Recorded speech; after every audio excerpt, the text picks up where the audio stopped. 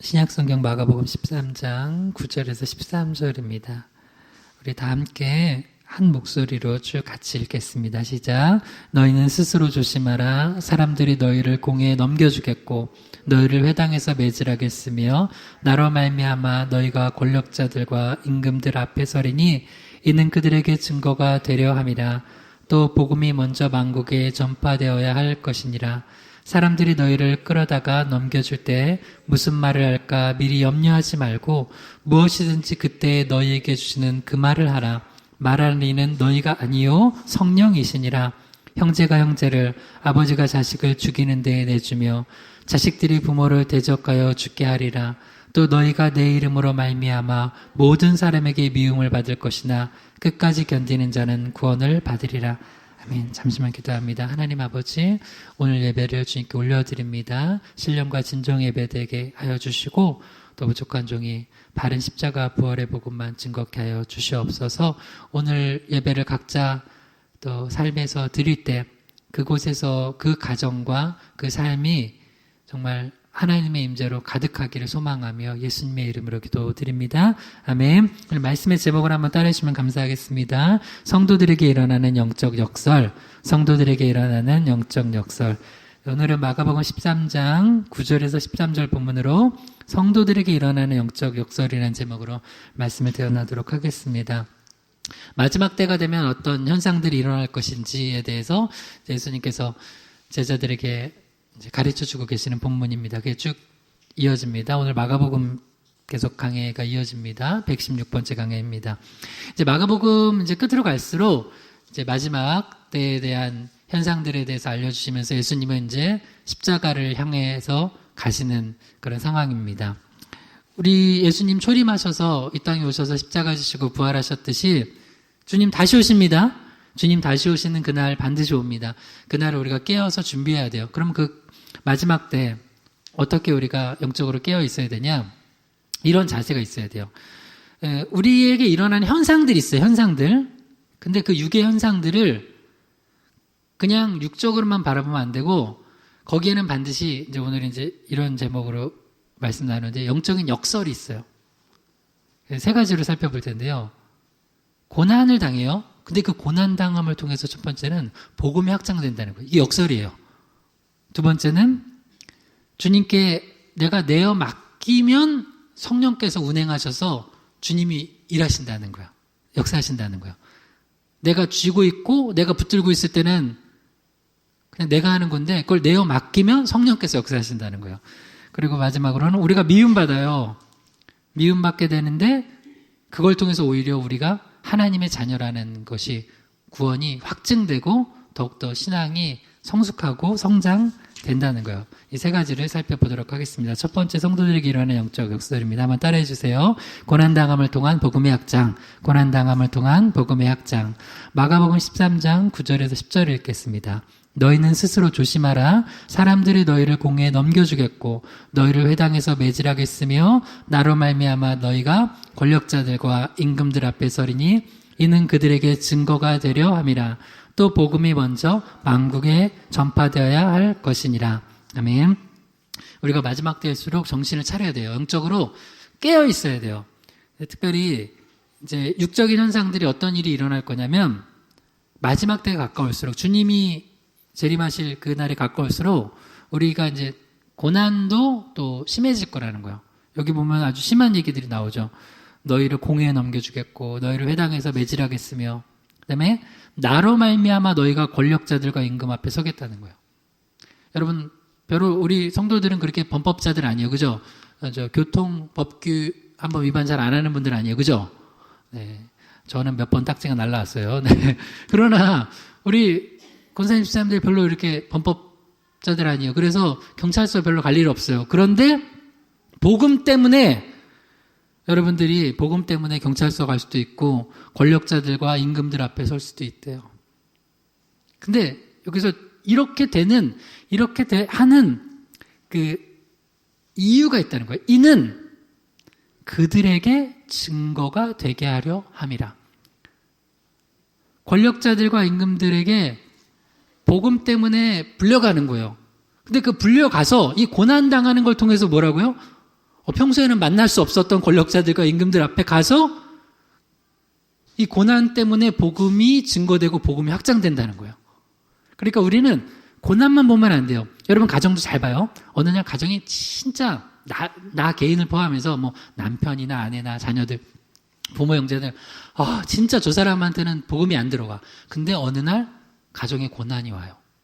그럼 그 고난 때문에 갑자기 가정에 복음이 들어가는 경우가 있어요. 저희 가정도 그랬어요. 저희 가정도 저희 아버님이 예수 믿게 되실 때도 가정에 고난이 막 왔었어요. 그때 복음이 들어가요. 신기해요. 그러니까 우리는 고난당하면은 고난당하는 것만 보지 말고 이 역설이라고요. 영적 역설이 있어요. 하나님께서 또 복음을 확 증거하게 하시려고 하시는구나. 그걸 여러분 믿으세요. 할렐루야. 창세기 50장 19절에서 21절이요.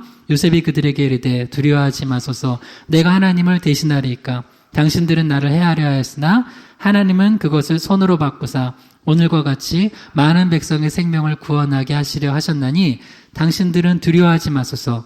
내가 당신들과 당신들의 자녀를 기르리다 하고 그들을 간곡한 말로 위로하였더라. 요셉이 형들에게 고난을 받았잖아요. 그래서 막 노예로 팔리고, 심지어 노예로 팔린 것도 그냥 억울하고 힘든데 누명 썼어요. 성추행범 누명. 보디발의 아내를 성추행했다고 누명 써가지고 감옥에 들어가고, 감옥에 들어가가지고 거기서도 또 꿈 해석 잘해줘가지고 나 좀 기억해달라고 그러니까 그 사람이 까먹었어. 또 술 맡은 거 하는 자니 까먹었어요. 그래도 2년 있다가 또 기억나고. 그러니까 우리는 알죠. 성경을 아니까 하나님이 하신 거라는 거. 이 억울한 인생이고 고난이 많았는데 요셉이 그거를 믿음의 눈으로 어떻게 바라봐요? 이 역설적으로 그 고난 때문에 내가 많은 생명을 구원할 수 있었다. 하나님이 많은 생명을 구원하게 하시려고 고난을 주셨다는 거예요. 우리가 아까 읽었던 마가복음 13장 9절에서 10절에도 뭐라 그래요? 너희가 권력자들과 임금들 앞에 끌려갈 때, 그 고난당할 때 그것 때문에 그들 만나서 복음을 증거케 된다는 거예요. 그러니까 이 고난이 복음의 확장에 아주 중요한 역할을 한다는 거예요. 그러니까 여러분 고난 올 때 이렇게 생각하면 돼요. 또 하나님께서 또 우리 가정에 우리 또 전도 안 되던 사람들 이 사람 또 전도하게 하시려고 하는구나라는 걸 믿으시기 바랍니다. 사도행전 27장 23절에서 25절이요. 내가 속한 바고 내가 섬기는 하나님의 사자가 어젯밤에 내 곁에 서서 말하되 바울아 두려워하지 말라. 내가 가이사 앞에 서야 하겠고 또 하나님께서 너와 함께 항해하는 자들을 다 내게 주셨다 하였으니 그러므로 여러분이여 안심하라. 나는 내게 말씀하신 그대로 되리라고 하나님을 믿노라. 아멘. 여러분 사도 바울의 삶에 보면 사도 바울이 복음을 많이 전했죠. 근데 여러분이 성경을 읽어보면 여러분이 한번 대답해봐요. 바울이 복음 전할 때 평안하게 전했어요? 고난 당하면서 전했어요? 고난 당하면서 전했죠. 심지어 고난이 많을수록 복음이 더 많이 전해져요. 지금도 예루살렘 갔다가 또 뭐 거기서 잡혀가지고 가이사에게 상소해서 배 타고 로마로 가는 거예요. 로마로 가는 것도 그냥 가는 게 아니에요. 원래 가고 싶었는데 그냥 가는 게 아니라 죄수 신분으로 가요. 물론 완전 죄수라기보다 이제 뭐 하여튼 그 피고인으로 가는 거죠. 뭐 죄수라고 합시다. 그냥 죄수의 신분으로 가요. 로마로 가게 되고 로마로 가게 되는 것도 그냥 가요. 고난이 심해요. 배가 유라굴로 광풍 만나가지고 나중에 다 죽게 생겼으니까 이제 사공들이 짐을 버려요. 첫 번째 짐 버려도 안 되겠으니까 나중에는 배 기구들까지 다 버려요. 그러다가 이제 먹지도 못하고 막 다 죽게 생겼어요. 이제 다 죽었구나. 거기 배 탄 사람들이 276명이었거든요. 근데 주님이 바울이 기도할 때 아무도 안 죽을 거라고. 네 손에 다 맡겼어. 그리고 너는 가이사 앞에 쓸 거야. 여러분 가이사 앞에 좀 편안하게 쓰면 좋을 텐데 어떻게 써요? 네, 죄수의 신분으로 쓰고 좀 우리가 이 사람들 구원할 때도 좀 멋있게 구원하면 좋을 텐데 편안하게 구원하면 좋을 텐데 어떻게 구원해요? 뭐 다 죽다 살아나서 막 토하고 난리 나고 막 여러분 배멀미 해봤어요? 배멀미하고 나 혼자 하는 게 아니라 이 사람들 다 여기서 토하고 저기서 토하고 어휴 더러워 막 그런데 그 가운데 막 먹지도 못하고 있어요. 막 못 먹어 하는데 바울이 주님 음성 듣고선 그 사람들한테 얘기를 했어요. 그 사람들도 그냥 바울이 얘기했으면 안 들었을 거예요. 배가 순항했을 때 얘기했으면 안 들었을 거예요. 근데 배가 다 깨지게 되고 이제 우리 다 죽었다 싶을 때 얘기하니까 그런가 보다 하면서 떡을 떼주니까 거기서 뭐 받아 먹고 또 살아요. 그 뒤로도 멜리데섬에 걸려서 멜리데섬 전체를 구원하는데 그냥 구원했어요? 또 독사에 물렸네. 물렸다가 또 그걸 떨어버리고. 하여튼 그런 과정을 통해서 복음이 전해요. 그러니까 여러분 이거 아셔야 돼요. 여러분 삶의 복음이 확장될 때는요. 꼭 고난이 같이 가요. 그러니까 고난 오면요. 우리 이 역설이에요. 역설. 아, 또 복음이 더 확장되려고 그러는구나. 여러분 그거 믿으세요. 믿으시고 여러분 고난을 두려워하지 마시고 고난이 올 때마다 더욱더 기뻐하고 감사하면서 더욱더 복음 전하기를 축복합니다. 빌립보서 1장 12절에서 13절이요. 형제들아 내가 당한 일이 도리어 복음 전파의 진전이 된 줄을 너희가 알기를 원하노라. 이러므로 나의 매임이 그리스도 안에서 모든 시위대 안과 그 밖의 모든 사람에게 나타났으니. 바울이 로마 감옥에 갇혀서 참 바울은 감옥에 갇혀서 열심히 전도했어요. 옆에 있던 죄수들도 전도하고. 그 대표적인 게 누구예요? 빌레몬서에 보면 오네시모. 그 다음에 죄수들만 전도했나? 자기 핍박하는, 요새는 교도관들이 그렇게는 안 할 거예요. 근데 그 당시 감옥에 갇혀 있을 때 거기 있었던 그 사람들, 거기 이제 뭐 교도관들, 지금으로 말하면 그 사람들은 죄수들 엄청 또 핍박했을 거 아니에요. 그러면 맞으면서도 그냥 그 사람들에게 복음 전하고, 그리고 또 이렇게 왔던 사람들, 찾아온 사람에게 복음 전하고, 그래서 시위대 안과 밖에 모든 사람에게 바울이 고난당하는 걸 통해서 복음이 더 증거됐다는 거예요. 여러분, 여러분, 왜 이렇게 복음이 안전해지나 할 때 보면 고난이 없어요. 근데 고난이 불어닥치잖아요? 어떤 가정이나 공동체나 개인적으로. 그러면 복음이 증거돼요. 그래서 여러분, 이 고난당할 때 뭐 원망하지 말고 딱 알아야 돼. 뭐 하라고요? 아, 지금 복음 증거될 때구나. 복음이 확장될 때구나. 여러분, 깨어서 이 영적인 역설을 살아내시길 축복합니다. 두 번째로, 성도들에게 어떤 영적 역설이 일어나나 한번 따라해 주세요. 내어 맡김을 통한 성령의 역사. 내어 맡김을 통한 성령의 역사. 마가복음 13장 11절입니다. 사람들이 너희를 끌어다가 넘겨줄 때 무슨 말을 할까 미리 염려하지 말고 무엇이든지 그때 너희에게 주시는 그 말을 하라. 말하는 너희가 아니요 성령이시니라. 아멘. 저는 제가 이 말씀이 잘 이해는 못했지만 제가 중학교, 고등학교 때 성경을 읽다가 되게 은혜가 됐던 구절로 기억이 돼요. 내가 모든 걸 다 하지 않나도 그때그때 성령께서 역사하셔서 날 도우신다고? 너무너무 위로가 되는 거예요. 여러분, 되게 불안한 사람들이 왜 그렇게 불안한 줄 알아요? 맨날? 내가 모든 걸 다 1번부터 10번, 100번까지 내가 모든 걸 다 해야 된다고 생각하니까 그래요. 그때 이렇게 되면 어떡하지? 애기 낳는데, 애기 지금 1살 때부터 벌써 애기 1살 때부터 그 애기가 뭐 30, 40, 50, 뭐 그때까지 거 미리 다 엄마 아빠 걱정하면 안 돼요. 그런 엄마 아빠, 여러분 혹시 자녀 그렇게 키웠는데 그대로 됐어요? 안 되잖아요. 삶의 상황이 내 원하는 대로 되는 것도 아니고, 또 내가 다 못해줘도 은혜 하나님 주신 거 있죠. 여러분 부모님이 너무 잘나가지고 내가 다 해줘도, 다 잘해줘도 그게 잘 되는 게 아니고, 내가 또 못해줬는데 하나님이 도와주셔서 또 잘 돼요. 그렇죠? 우리 인생이 그렇다는 거예요. 우리도 여기도 보면 이제 사람들이 너희를 끌어다가 넘겨줄 때 무슨 말 할까? 미리 염려하지 말래요. 한번 따라합시다. 미리 염려하지 말라. 미리 염려하지 말라. 우리 앞에서 이렇게 한번 축복합시다. 미리 염려하지 말고 주님께 맡깁시다. 시작. 미리 염려하지 말고 주님께 맡깁시다. 할렐루야. 네. 너무 미리 염려해요. 그래서 그거를 그게 미리 염려하고 근심 걱정이 쌓이는 사람이 우울한 거예요. 그러니까 너무 미리 염려를 하면 그러니까 자기는 이렇게 생각해요. 미리 염려해서 준비를 잘하는 거지. 물론 준비하지 말래요. 준비하세요. 그러나 염려하지 마시려고요. 그리고 또 어떤 건 적당히 준비해도 돼요. 어떤 분은 그런 분이 있었어요. 목회할 때 이거 진짜로 된 얘기예요. 어떤 목사님은 3년치 걸 미리 사놨대. A4지부터 해가지고 볼펜, 심지어 와이셔츠, 와이셔츠랑 이게 뭐죠? 속에 이거 메리아스까지. 그러면서 이게 뭐냐면 3년 안에 이게 딱 목표가 있는 거야. 이렇게 안 되면 접으려고. 그래서 그거 나는 그게 믿음인가? 되게 준비성이 철저하다. 근데 그렇게 하다가 만약에 내 3년 안에 내가 원하는 만큼 안 됐어. 그럼 어떻게 하는 거예요? 접는 거예요? 그게 무슨 목회야. 여러분 인생 뭐 하다가 그러면 이거 안 되면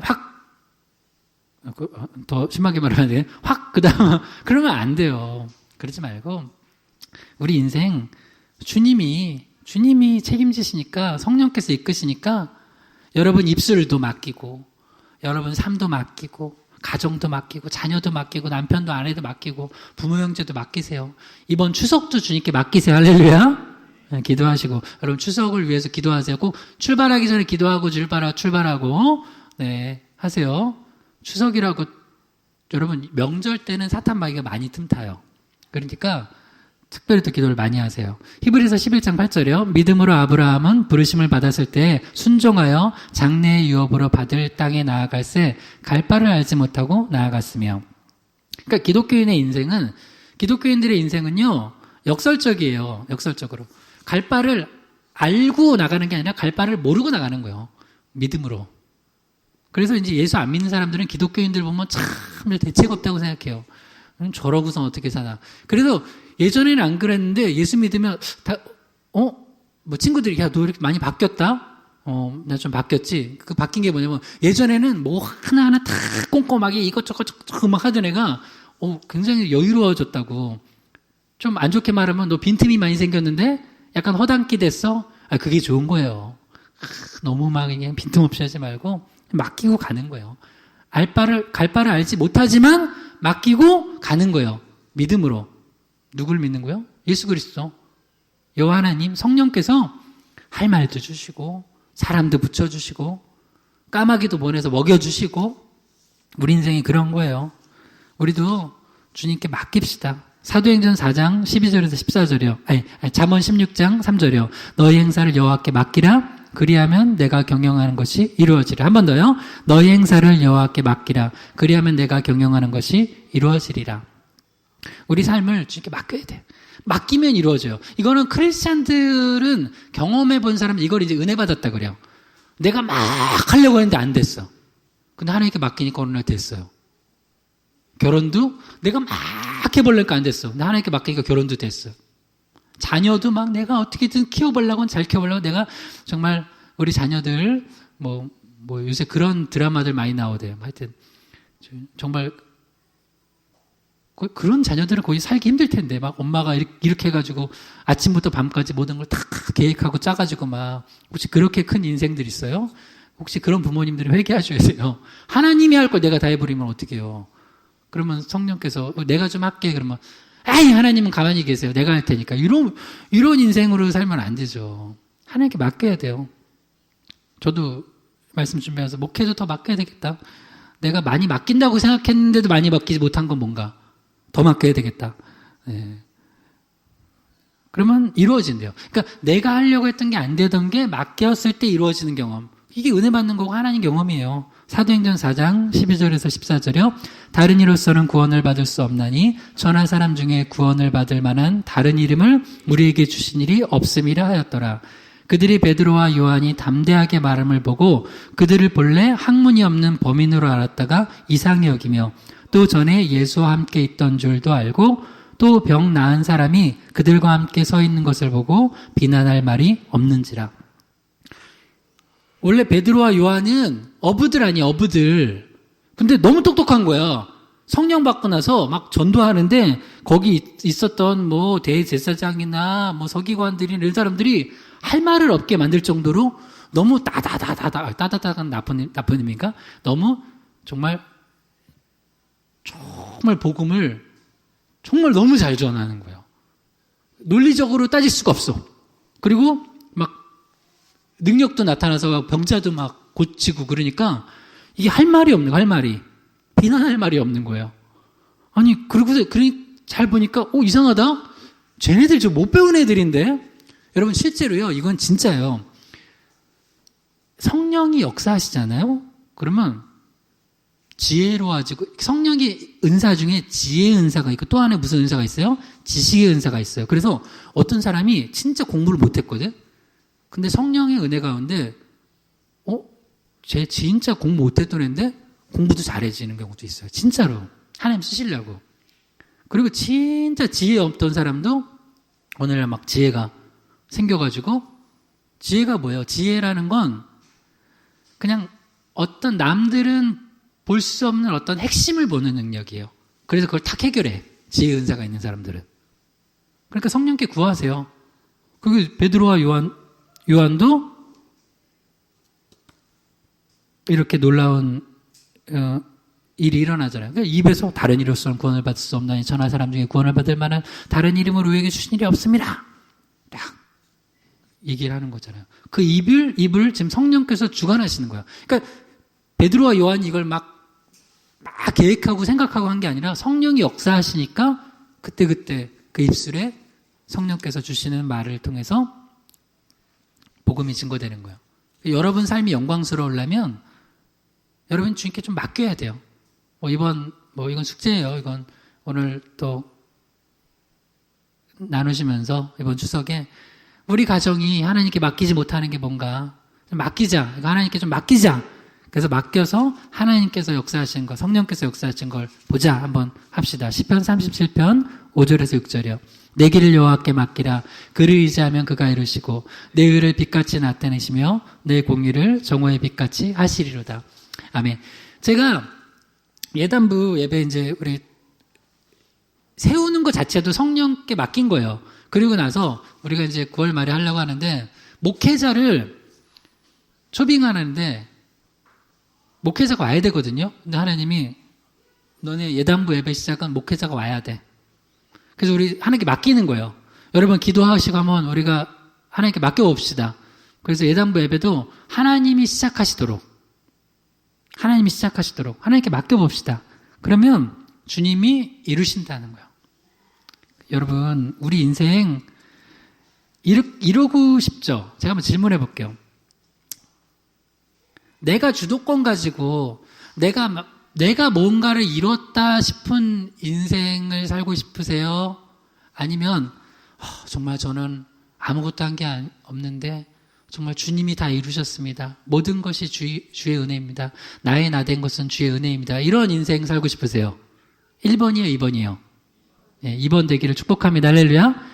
근데 이건 믿음이 있는 사람들은 2번 좋아요. 근데 믿음이 없는 사람들은 2번 너무 싫어.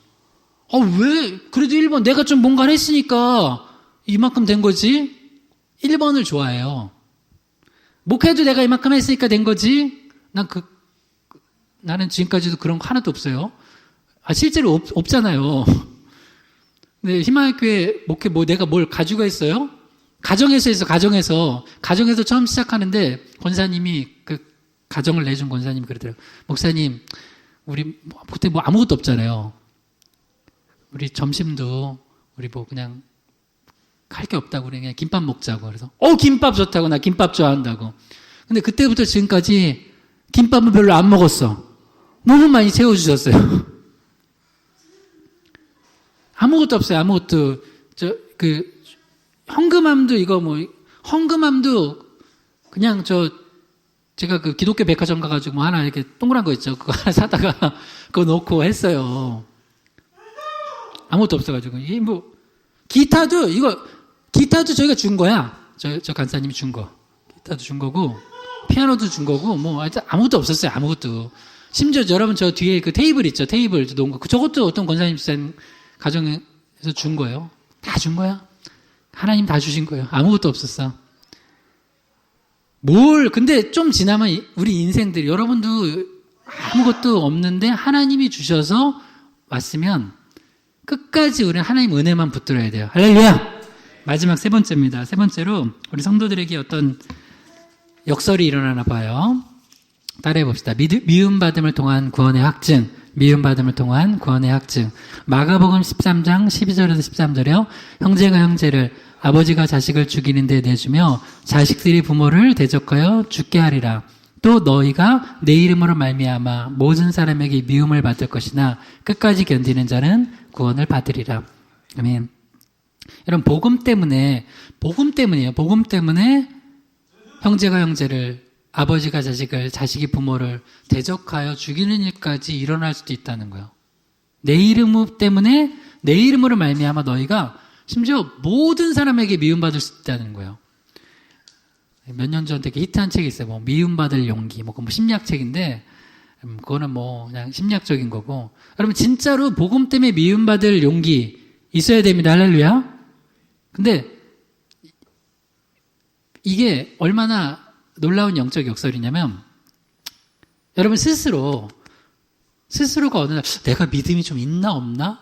혹은 어떤 사람 볼 때 가끔 저 사람이 믿음이 있나 없나 헷갈릴 때가 있어요. 헷갈릴 때가. 그러면 뭘로 저 사람이 진짜 믿음이 있고 구원받을 만한 믿음이 있냐? 어떻게 아냐? 복음 때문에. 다른 게 아니에요. 복음. 내 빵 서로 뺏으려다가 그거 말고, 복음 때문에, 예수 이름 때문에 미움받는 것을 인내할 수 있느냐? 예수 이름 때문에 미움받을 수 있느냐? 거기서 내가 복음 때문에 좀 미움받을 수 있지? 라고 여러분이 스스로가 그런 그 삶을 살고 있다면은 여러분 구원받은 믿음이 있는 거예요. 그리고 어떤 사람, 저 사람 믿음이 없는 것 같은데 어느 날 보니까 복음 때문에 미움받고 핍박받는 거를 감당을 해내는 걸 보면 저 사람 믿음이 있구나. 그걸 알 수 있어요. 예를 들어 볼게요. 기드온이요. 사사기 6장 25절에서 26절이요.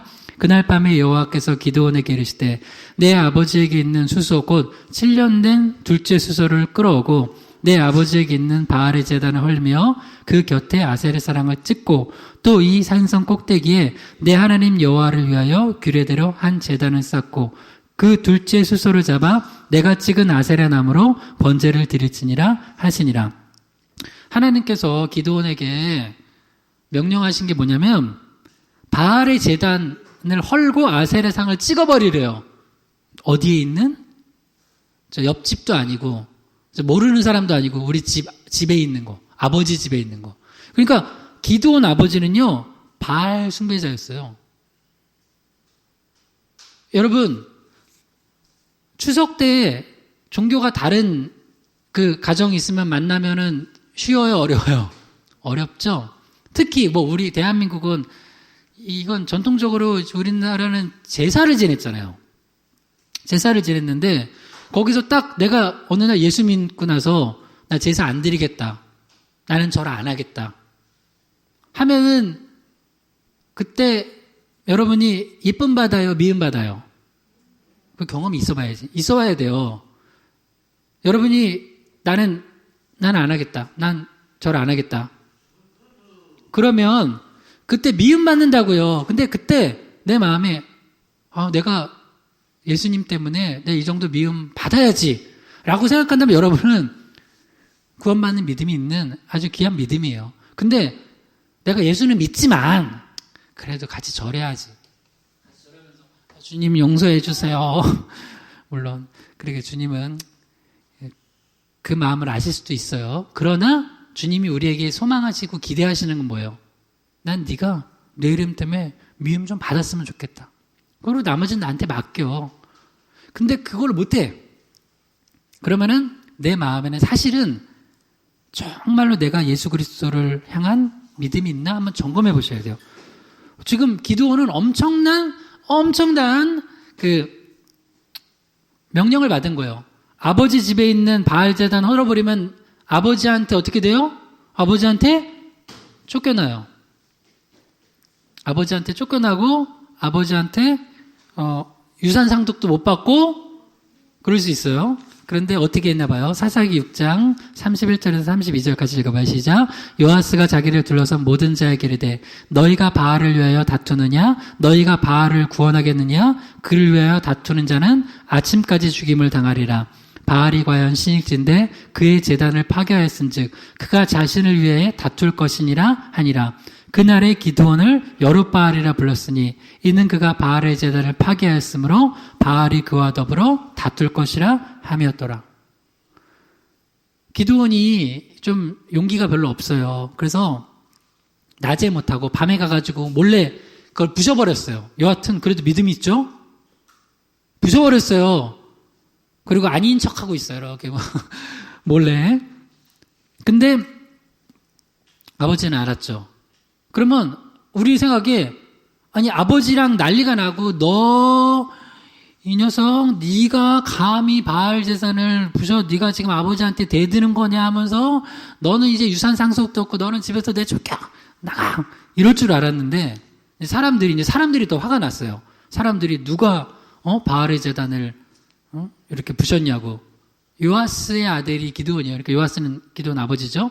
그때 요아스가 믿음이 없는 것 같았는데 갑자기 숨겨놨던 믿음을 드러내요. 너희들이 지금 바알을 위해서 다투느냐? 바알이 신실하면 그가 자신을 위해서 다툴 거다. 그러니까 너희들 가만히 있어라. 만약에 그를 위해 다투는 자는 아침까지 죽임을 당하리라. 막 하면서 딱 바알을 변호하지 않고 누구를 변호하냐면 자기 아들 기드온을 변호해요. 그러니까 요아스가 여러분 이게 참 궁금한 거야. 요아스가 그 믿음이 있었던 거예요, 없었던 거예요? 이게 신기해요. 믿음이 완전히 있었다고는 할 수 없지만 밑바닥 속에 한 켠에는 믿음이 있었던 거예요. 그래서 어떤 사람들이 정말 여러분 가족 중에도 여러분 믿음이 없는 것 같은 사람들 있죠. 남편이나 아내나 부모나 형제나 자녀들. 어느 날 보면 믿음이 있었네 이 사람이 하는 경우가 있어요. 여기 보면 기드온도 그걸 부셔버리고 그래서 별명이 여룻바알 아니에요. 그래서 막 동네 사람들이 와가지고 이 기드온 잡아내라 하니까 아버지 요아스가 무슨 소리냐고. 바알이 우상인 걸 알았어요. 그러니까 참 요아스도 참 이상한 믿음이야. 그러니까 알아요. 제사 지내고 절하면서도 이건 아닌데 하면서도 절에 지내. 근데 그때 하나님께서 기드온에게 명령해서 부셔버리는 거예요. 나는 여러분 이거 별거 아니라고 생각하죠. 여러분 예수 믿으면서도 계속 제사 지내면 안 돼요. 그거 가정에서 여러분이 믿음으로 한번 바꿔보세요. 할렐루야. 물론 여러분이 미움을 받아야 돼. 그럼 미움은 받아요. 근데 여러분이 미워하지 마세요. 그걸 또 헷갈리면 안 돼. 그렇다고 막 미워하면서 막 멱살 잡고 싸우라는 거 아니에요. 우리의 싸움은 혈과 육이 아니라 영적 전쟁이에요. 할렐루야. 그러니까 미움은 받으세요. 복음 때문에 미움은 받으라고요. 그러나 여러분이 미워하지 말고 사랑하세요. 사랑하고 그러나 미움 당할 수 있어야 돼요. 고린도후서 13장 5절이요. 너희는 믿음 안에 있는가? 너희 자신을 시험하고 너희 자신을 확증하라. 예수 그리스도께서 너희 안에 계신 줄을 너희가 스스로 알지 못하느냐? 그렇지 않으면 너희는 버림받은 자니라. 우리가 예수 그리스도로 인하여서 복음 때문에 미움받을 수 있는 그런 믿음이 있다면 여러분요, 이 질문에 아멘으로 대답할 수 있는 거예요. 너희가 믿음 안에 있는가? 아멘. 너희 자신을 시험하고 확증하라. 아멘. 저는 구원받는 믿음이 있습니다. 예수 그리스도께서 날 위해 십자가에서 죽으시고 부활하시고 내 죄를 용서해 준 거 내가 믿습니다. 그것 때문에 네가 미움받을 수 있어? 가족들한테? 있습니다. 너 그러면은 시어머니한테 핍박받을 텐데 그러면 안 되지. 시어머니한테 핍박받으면 나 너무 힘든데 홀라당 그냥 믿음 버려버리고 시집가면서 믿음 버려버리고 그런 자매들도 많아요. 네? 그러면 안 되잖아요. 그죠? 그거는 사실 진짜 믿음 아니었을 수도 있어요. 너무 심하게 얘기하나? 진짜 믿음 아니었을 수도 있어요. 시어머니한테 핍박받을까봐 복음을 버린다. 그게 가능한가? 그게 가능해요. 예수 믿는 사람들. 내가 예수를 믿는데 시어머니한테 핍박받을까봐 시집가면서 딱 교회 안 다녀. 그게 가능해요. 예수 믿으면서 진짜로 믿으면? 그건 불가능해요. 그럼 그럴 수가 없다는 거예요. 그러면 그래서 고린도후서 13장 5절에 의하면 그거는 내가 미움받기 싫구나. 난 예수 이름 때문에 미움받기 싫구나. 그러면 나는 사실은 진짜 믿음 아니었던 거예요. 근데 여러분이 복음 때문에 예수 이름 때문에 미움받는 자리에 가고 있다면 여러분 제가 축복합니다. 여러분 진짜 구원받는 믿음이에요. 그러니까 미움받는다고 너무 서로하지 말고 복음 때문에 미움도 받을 수 있는 믿음 되기를 축복합니다. 자, 마지막으로 우리 이 말씀 읽으면 기도합시다. 로마서 5장 3절에서 6절이요. 다만 이뿐 아니라 우리가 환난 중에도 즐거워하나니 이는 환난은 인내를, 인내는 연단을, 연단은 소망을 이루는 줄 알미로다. 소망이 우리를 부끄럽게 하지 아니함은 우리에게 주신 성령으로 말미암아 하나님의 사랑이 우리 마음에 부음받음이니 우리가 아직 연약할 때 기약대로 그리스도께서 경건하지 않은 자를 위하여 죽으셨도다. 그러니까 미움받지만 끝까지 인내할 수 있다는 것 자체가 역설적으로 내가 하나님의 사랑을 받은 소망이 있는 자라는 거예요. 그래서 환난은 인내를, 인내는 연단을, 연단은 소망을 이루는 줄 알게 되는 거예요. 이 말씀은 역설적으로 다시 한번요. 우리가 복음 때문에 예수 이름 때문에 미움받을 수 있는 자리, 인내할 수 있는 사람이 진짜 믿음이라는 거예요. 그래서 오늘 세 가지를 얘기했습니다. 성도들에게는 이 역설적 삶이 일어나요. 고난당하는 것만 보지 마세요. 이 고난 통해서 지금 우리 가정에 복음의 확장이 일어나려고 하는구나. 그 다음 두 번째, 너무 두려워하지 말고 염려하지 말고 하나님께 맡기세요. 그러면 그때그때 우리에게 입술에 할 말도 주시고 우리 삶도 성령께서 인도하십니다. 마지막으로 미움받는 걸 통해서 내가 정말 하나님의 천국 백성이구나, 하나님의 자녀구나, 그 믿음의 확증을 통하여서, 구원의 확증을 통하여서 여러분 능력 있는 하나님께 영광 돌리는 삶 살기를 주님을 축원합니다. 이를 놓고 한번 주여 한번 기도합니다. 주여 아버지 하나님 감사합니다. 우리 삶에 일어나는 모든 어려움들 통하여서, 고난 통하여서 더욱더 복음의 확장이 일어나게 도와주시옵소서. 우리 성도들 가정 가운데 아직 가정이 다 구원받지 못한 가정들, 때로는 어려운 고난을 통하여서도 주님께서 복음의 확장이 일어나는 가정 되게 도와주시옵소서. 우리 삶에 일어나는 모든 일들 염려하지 않고 두려워하지 않고 오직 주님께 내어 맡김으로 성령께서 주시는 은혜를 경험하게 하여 주시옵소서. 또한 우리를 핍박하고 미워하는 영혼들을 우리가 그저 피하려고만 하지 않고 인내하게 하시고, 이 인내를 통해서 연단받고 소망을 통하여서 정말 하나님의 사랑받은 자라는 걸, 구원받은 자라는 걸 확증하는 인생 살게 하여 주시옵소서.